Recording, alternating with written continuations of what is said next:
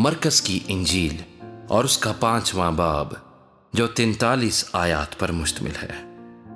اور وہ جھیل کے پار گراسینیوں کے علاقے میں پہنچے، اور جب وہ کشتی سے اترا تو فی الفور ایک آدمی جس میں ناپاک روح تھی قبروں سے نکل کر اس سے ملا۔ وہ قبروں میں رہا کرتا تھا، اور اب کوئی اسے زنجیروں سے بھی نہ باندھ سکتا تھا، کیونکہ وہ بار بار بیڑیوں اور زنجیروں سے باندھا گیا تھا۔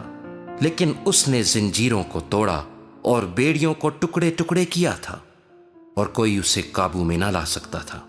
اور وہ ہمیشہ رات دن قبروں اور پہاڑوں میں چلاتا اور اپنے تئیں پتھروں سے زخمی کرتا تھا۔ وہ یسوع کو دور سے دیکھ کر دوڑا اور اسے سجدہ کیا اور بڑی آواز سے چلا کر کہا، اے یسوع، خدا تعالیٰ کے فرزند، مجھے تجھ سے کیا کام؟ تجھے خدا کی قسم دیتا ہوں، مجھے عذاب میں نہ ڈال۔ کیونکہ اس نے اس سے کہا تھا، اے ناپاک روح، اس آدمی میں سے نکلا۔ پھر اس نے اس سے پوچھا، تیرا نام کیا ہے؟ اس نے اس سے کہا، میرا نام لشکر ہے، کیونکہ ہم بہت ہیں۔ پھر اس نے اس کی بہت منت کی کہ ہمیں اس علاقے سے باہر نہ بھیج۔ اور وہاں پہاڑوں پر سوروں کا ایک بڑا غول چل رہا تھا۔ پس انہوں نے اس کی منت کر کے کہا کہ ہم کو ان سوروں میں بھیج دے تاکہ ہم ان میں داخل ہوں۔ پس اس نے ان کو اجازت دی، اور ناپاک روحیں نکل کر سوروں میں داخل ہو گئیں، اور وہ غول جو کوئی 2000 کا تھا کڑاڑے پر سے جھپٹ کر جھیل میں جا پڑا اور جھیل میں ڈوب مرا۔ اور ان کے چرانے والوں نے بھاگ کر شہر اور دیہات میں خبر پہنچائی۔ پس لوگ یہ ماجرا دیکھنے کو نکل کر یسوع کے پاس آئے، اور جس میں بدروہیں یعنی بدروہوں کا لشکر تھا اس کو بیٹھے اور کپڑے پہنے اور ہوش میں دیکھ کر ڈر گئے۔ اور دیکھنے والوں نے اس کا حال جس میں بدروہیں تھیں اور سوروں کا ماجرا ان سے بیان کیا۔ وہ اس کی منت کرنے لگے کہ ہماری سرحد سے چلا جا۔ اور جب وہ کشتی میں داخل ہونے لگا تو جس میں بدروہیں تھیں اس نے اس کی منت کی کہ میں تیرے ساتھ رہوں، لیکن اس نے اسے اجازت نہ دی، بلکہ اس سے کہا کہ اپنے لوگوں کے پاس اپنے گھر جا اور ان کو خبر دے کہ خداوند نے تیرے لیے کیسے بڑے کام کیے اور تجھ پر رحم کیا۔ وہ گیا اور دکپولس میں اس بات کا چرچا کرنے لگا کہ یسوع نے اس کے لیے کیسے بڑے کام کیے، اور سب لوگ تعجب کرتے تھے۔ جب یسوع پھر کشتی میں پار گیا تو بڑی بھیڑ اس کے پاس جمع ہوئی، اور وہ جھیل کے کنارے تھا۔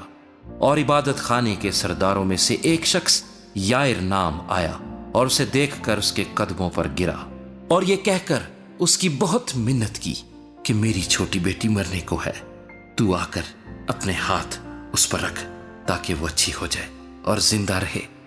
بس وہ اس کے ساتھ چلا، اور بہت سے لوگ اس کے پیچھے ہو لیے اور اس پر گرے پڑتے تھے۔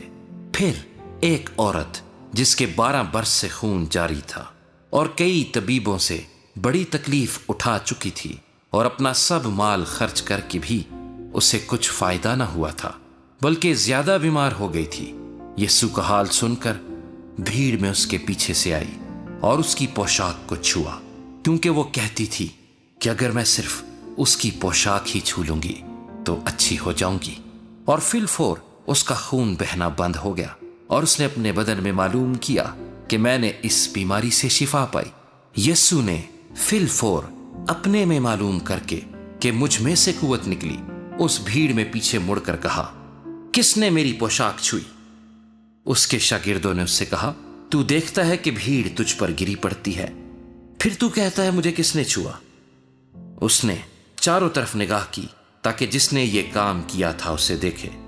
وہ عورت جو کچھ اس سے ہوا تھا محسوس کر کے ڈرتی اور کانپتی ہوئی آئی اور اس کے آگے گر پڑی، اور سارا حال سچ سچ اس سے کہہ دیا۔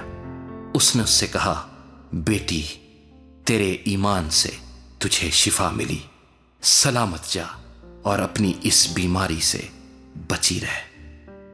وہ یہ کہہ ہی رہا تھا کہ عبادت خانے کے سردار کے ہاں سے لوگوں نے آ کر کہا کہ تیری بیٹی مر گئی، اب استاد کو کیوں تکلیف دیتا ہے؟ جو بات وہ کہہ رہے تھے اس پر یسوع نے توجہ نہ کر کے عبادت خانے کے سردار سے کہا، خوف نہ کر، فقط اعتقاد رکھ۔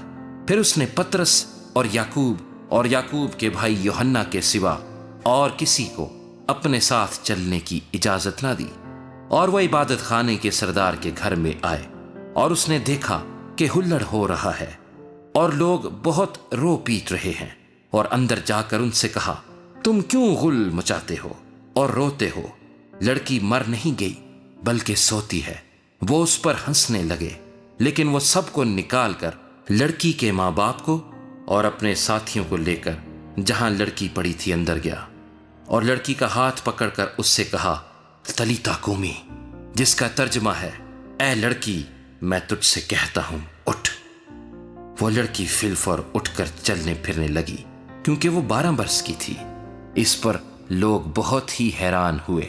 پھر اس نے ان کو تاکید سے حکم دیا کہ یہ کوئی نہ جانے، اور فرمایا کہ لڑکی کو کچھ کھانے کو دیا جائے۔